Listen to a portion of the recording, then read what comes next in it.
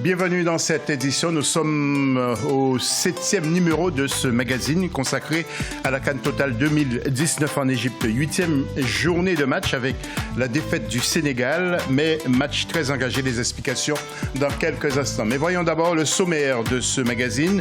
Nous reviendrons sur cette journée de jeudi où les Sénégalais s'apprêtaient à faire la fête, mais les Algériens les y ont empêchés et les Malgaches continuent à danser. Nous irons justement dans la capitale du Sénégal, à Dakar précisément, avec notre correspondant permanent.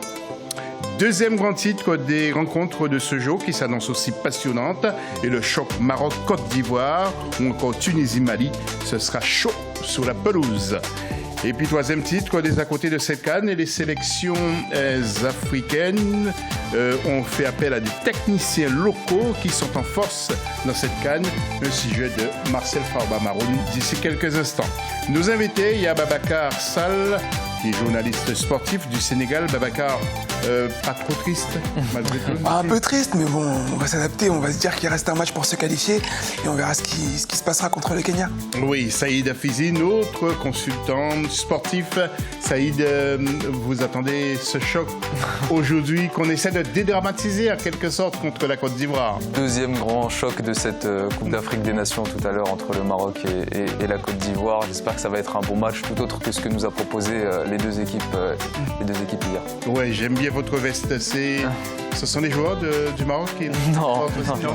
C'est personnel. Non. Je commence déjà à me taquiner.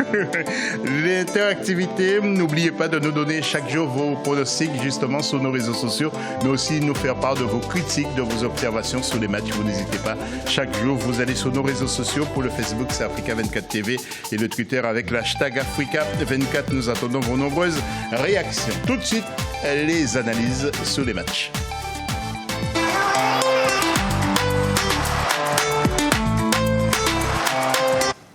Et donc, Madagascar-Burundi, l'entrée des joueurs comme d'habitude, avec après leur match nul contre la Guinée, on attendait la confrontation de Madagascar qui a mis la pression permanente, ou une pression permanente sur le Burundi qui a cédé à la 76e minute, vous allez le voir, de jeu avec une faute à l'entrée de la surface de réparation. Et puis donc, Marco Yamaritra a inscrit le seul but de la victoire pour Madagascar d'une frappe bien enroulée et le gardien n'a rien pu faire et les Malgaches en vert ont donc pu remporter cette belle victoire. En ce qui concerne maintenant le tableau du groupe B, alors je rappelle que la veille, le Nigeria avait battu la Guinée 1-0 et Madagascar sur le même score. Burundi 1-0. Classement Nigeria est en tête avec 6 points, devant Madagascar 4 points, troisième Guinée 1 point, ainsi que le Burundi 1 petit point. Madagascar qui assure en quelque sorte, messieurs Babacar Sall d'abord, Madagascar qui assure. Ils assurent et d'ailleurs c'est la première victoire de leur histoire en Coupe d'Afrique des Nations.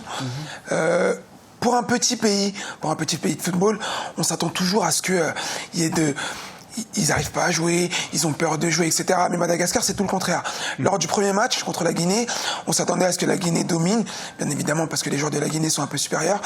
Et je pense que Madagascar a mis tous les ingrédients de son côté pour tenter d'aller battre ces Guinéens. Ils ont réussi à faire un match nul de but partout, ce qui est une grande performance contre la Guinée.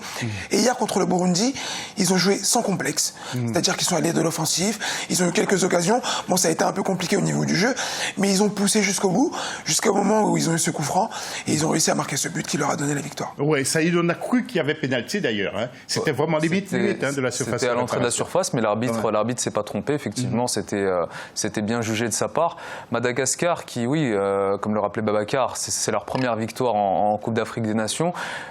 Pour moi, ces deux équipes m'ont fait plaisir. Même le Burundi, lors du premier match, ont montré un beau visage, un beau football. On voit que les petites nations travaillent de leur côté, que le travail paye et que les écarts avec les grandes nations se resserrent. Donc ça, c'est de bon augure. Ils peuvent aller jusqu'au bout, selon vous? Jusqu'au bout, je sais pas, ça va être un peu compliqué. Enfin, jusqu'au bout, mais aller le plus loin possible, quoi. Je pense qu'ils peuvent aller loin, il y a des joueurs d'expérience dans cette équipe-là, il y a du talent, on l'a vu sur le coup franc, c'est un ancien Sochalien qui marque. Il y a même des joueurs sur le banc, il y a Jérémy Morel qu'on connaît très bien en France, le Lyonnais, donc pour moi c'est de bon augure, je pense qu'ils peuvent aller loin, ils proposent du beau football, donc ils peuvent se qualifier au moins pour le second tour. Et puis il y a Fontaine aussi, mais ce sont des joueurs de la Réunion, tout comme Morel, Jérémy Morel, qui est originaire de la Réunion également. Alors une pensée aux 16 personnes qui sont mortes et des dizaines d'autres qui ont été blessées mercredi, précisément dans la capitale Antananarivo, au cours d'une bousculade survenue justement lors d'un concert donné à l'occasion de la fête nationale au stade de Maya Masina. Nous entendrons aussi les propos du président de la Confédération africaine de football, M. Hamad Hamad, dans les infos d'ici quelques instants. Nous allons passer aux autres matchs. Donc, c'était la rencontre, je dis bien très attendue, entre Sénégal et Algérie. Match très engagé, avec beaucoup d'impact dans le jeu. Et finalement, les Fennecs de Djamel Belmadi ont eu le dernier mot avec un superbe but de Mohamed Youssef, donc, qui a marqué après vraiment une très très belle combinaison, il faut le dire, de la part des joueurs algériens, mais avec un jeu très dangereux. On va vous expliquer dans quelques instants, puis nous allons faire un focus sur 3 joueurs qui ont été très durs, particulièrement au cours de ce match. Voilà donc Djamel Belmadi, qui est très heureux après cette rencontre. Et puis les Algériens, voilà, qui sont très très heureux. Nous allons passer au 3e match, c'était Kenya-Tanzanie. Il y a eu beaucoup de buts aussi, 2 équipes qui avaient besoin de points. Score final 3-2 pour le Kenya, avec des buts de Yapigod Simon, pour la Tanzanie, dès la 6e minute de jeu. Ensuite, égalisation de Michael Olunga à la 39e, puis Bwana Ali Samata inscrivait un second but pour les Tanzaniens à la 40e minute, et Johanna Omolo égalisait de nouveau, et enfin Michael Olunga donnait la victoire au Kenya à la 80e minute de jeu, 3-0. Donc on vous l'a dit, pour les Kenyans, donc Tanzanie. Le tableau maintenant, avec l'Algérie qui est en tête, regardez, 6 points pour l'Algérie, le Sénégal est 2e avec 3 points, Tanzanie est à la 4e place. Alors disons que le Sénégal doit obligatoirement gagner. Ça va être un match très délicat et très difficile contre le Kenya. Ça va être très très compliqué, surtout que le Kenya a montré aussi de belles choses. Donc je pense que là, réellement, il va falloir montrer autre chose que ce qu'ils ont montré hier, parce qu'hier, ils ne nous ont pas proposé véritablement du beau football. On peut s'attendre aussi à des retours... Le Kenya ou le Sénégal? Le Sénégal. Le Sénégal. Ouais. Et on peut s'attendre aussi à des retours de blessures dans l'équipe sénégalaise. On pense à des joueurs extrêmement importants, qui sont extrêmement talentueux, et qui, sans ces joueurs-là, je trouve qu'il n'y a pas d'équilibre. Notamment, on pense à Idrissa Gueye au milieu de terrain qui stabilise cette équipe-là. On pense à Ismaïla Sarr en attaque qui est un fer de lance dans cette équipe-là. Donc je pense qu'avec ces retours-là et avec une toute autre envie notamment, je pense qu'ils peuvent réussir à gagner ce match-là. Mais il va falloir vraiment mettre le bleu de chauffe et proposer autre chose, parce que le Kenya, attention, ça ne va pas être un match facile. Hein. Oui, Babacar, vous qui êtes sénégalais, qu'en dites-vous justement pour ce match contre le Kenya? Ça vient de le dire, hein, ça va pas être facile. Hein. Ouais, déjà, pour revenir sur le match contre l'Algérie, ça a été un non-match malheureusement. On s'attendait beaucoup à avoir un grand match entre ces 2 nations du football. Malheureusement, il n'y a pas eu vraiment je sais pas, j'ai même pas senti vraiment de jeu dans ce match. Beaucoup de passes ratées, beaucoup de fautes de la part des Algériens notamment, et aussi de la part des Sénégalais. Très peu d'occasions. C'est plus un duel, ça a été plus un duel. Ouais, ça a été un gros duel. Les Sénégalais aussi ont mis le pied. Bien sûr. Même si, alors au niveau des stats, on a compté quand même un peu plus de 30 fautes pour les Fennecs. Bien sûr, un peu plus de 30 fautes pour les Algériens. Après, c'est plus au niveau...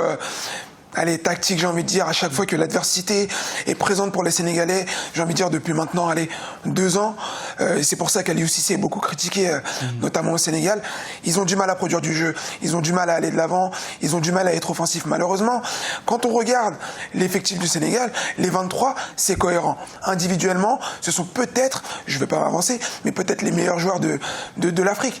Mais malheureusement, quand il manque des joueurs importants de cette équipe du Sénégal, on voit que le Sénégal n'y arrive pas. Hier, il manquait Salif Sané, il manquait Ismaël Assar, comme il l'a dit. Idrissa Gueye, c'est des membres importants de cette colonne vertébrale sénégalaise. Et quand ils ne sont pas là, malheureusement, le Sénégal n'arrive pas à jouer. Après, il y avait quand même l'entrée de Sadio Mané. Hein. Bien sûr. Et d'ailleurs, Sadio Mané... Et la profondeur de banc de cette équipe-là peut leur permettre, logiquement, au moins de décrocher un match nul contre l'équipe d'Algérie. Sur le papier, quand on regarde l'équipe du Sénégal, elle n'a absolument pas à rougir par rapport à l'équipe d'Algérie. Donc il y a autre chose que les absences. Les absences, effectivement, sont un facteur, mais il faut aussi que ceux qui sont présents justement dans ce groupe Sénégal puissent aussi apporter leur pierre à l'édifice et montrer qu'ils sont capables de porter cette équipe-là. Oui. Et pour revenir sur Sadio Mané, on ne peut même pas le critiquer hier. Parce qu'à chaque fois qu'il a eu le ballon, il a tenté de proposer quelque chose. Ouais. Bon, il a eu quelques déchets et c'est normal. Mais à chaque fois qu'il a tenté... il était très surveillé aussi. Voilà, quand même, il a tenté d'aller vers l'avant. À chaque fois qu'il a eu une prise de balle importante, il est allé vers l'avant. Il a essayé d'amener quelque chose du mouvement. Malheureusement, il n'est pas tout seul dans l'équipe. Et il aurait pu bénéficier aussi d'un penalty. Mais... Ok, rapidement. On oublie complètement de parler de ce début de compétition complètement raté pour moi d'Mbaye Niang. Pour moi, Mbaye Niang, sur les 2 premiers matchs, il propose strictement rien. Strictement rien. On le trouve pas, il n'y a pas d'appel, il n'y a pas de combinaison, il décroche pas. Pour moi, il y a un problème avec ce joueur-là. Il faut absolument qu'Aliou Cissé résolve ce problème-là pour pouvoir marquer des buts et proposer autre chose. Tout à fait, devant le Kenya. Justement, El Hadji Djaï était justement à la place de la nation pour suivre pour nous ce match et puis la réaction du public. Regardez le reportage qu'il nous a envoyé depuis Dakar. On peut lire la déception sur le visage de ces supporters des Lions de la Teranga qui se sont regroupés à la place de la nation de Dakar. En effet, le Sénégal, pour sa 2e sortie à la 32e édition de la Coupe d'Afrique des Nations, a été battu par l'Algérie par 1-0 ce jeudi 27 juin 2019. Très déçu, mais on va continuer à supporter nos Lions. C'est le match, il y aura des vainqueurs et des vaincus. C'était un très bon match. Les Sénégalais ont manqué un peu de vivacité, mais ils ont très bien joué et les Algériens ont été très forts. Pour ces supporters venus de tous les coins de Dakar, les Lions ont souffert par une tactique de jeu des Algériens qui ne les laisse pas mettre en place leur jeu. Le milieu, avec l'absence de Gana Gueye, a été totalement absent tout au long du match. On déplore l'absence d'Idrissa Gana Gueye aussi, qui nous a vraiment manqué. Parce qu'il nous fallait la fluidité du milieu de terrain, quoi. Vraiment, le milieu de terrain n'a pas marché. Aussi, Sadio n'a pas pris ses responsabilités dans ces occasions. Cette victoire permet au Fennec de l'Algérie de prendre la tête du groupe C. Pour rappel, le Sénégal n'a jamais battu l'Algérie en phase finale de la Coupe d'Afrique des Nations en 3 rencontres. Les protégés de Aliou Cissé joueront leur prochain match contre le Kenya lundi 1er juillet. Et que disaient nos invités pour le pronostic dans l'émission d'hier? Je rappelle les résultats. Sénégal-Algérie, 1-0 pour l'Algérie. Kenya-Tanzanie, 3-2 et Madagascar a battu Burundi, 1-0. Écoutez nos invités hier. Puisque je suis avec un fan des Bara, je veux dire victoire malgache 2-1. Sénégal-Algérie? Sénégal-Algérie, 1-0 pour le Sénégal. Et Kenya-Tanzanie? Kenya-Tanzanie, ça sera... Je n'ai aucune idée, mais je vais dire 1 but partout. Monsieur Go, oui. Pour Madagascar-Burundi. Madagascar-Burundi, je reste sur le 3-1 pour Madagascar. Sénégal-Algérie. Sénégal-Algérie, je prendrai le Sénégal avec 2-1 ou 2-0. Et Kenya-Tanzanie? Et Kenya-Tanzanie, un match nul, 1 partout. Bon, il n'était pas dans le coup, malheureusement. Et puis, messieurs, je voulais faire un focus sur 3 joueurs qui m'ont particulièrement déçu par leur agressivité. Je voudrais aussi que nous commentions ensemble. C'est Ben Lamiri, Guedjura et Ben Sebaini. Regardez les images. Et heureusement quand même que l'arbitre Zambien Jani et Sika Kazoué a pu calmer les choses pour éviter qu'il y ait plus peut-être des bagarres ou éventuellement des incidents plus graves. Les contacts étaient vraiment très virulents. Ouais. À un moment donné, donné, Belhamri il aurait pu prendre un carton rouge sur un tacle extrêmement dangereux à l'entrée de la surface de réparation. C'est vrai qu'il y a ce côté-là. Et Sadio Mané puis un sandwich. C'est vrai.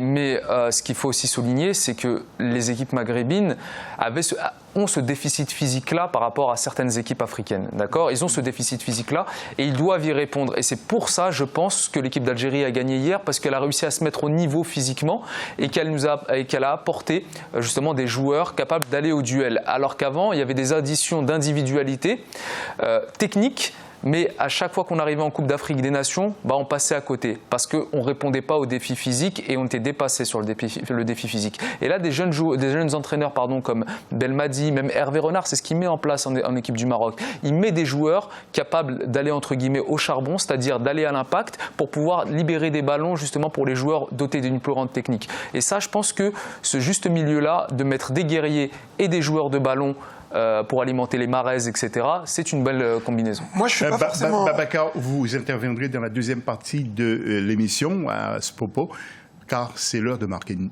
pause dans l'émission et on se retrouve tout à l'heure. Restez avec nous.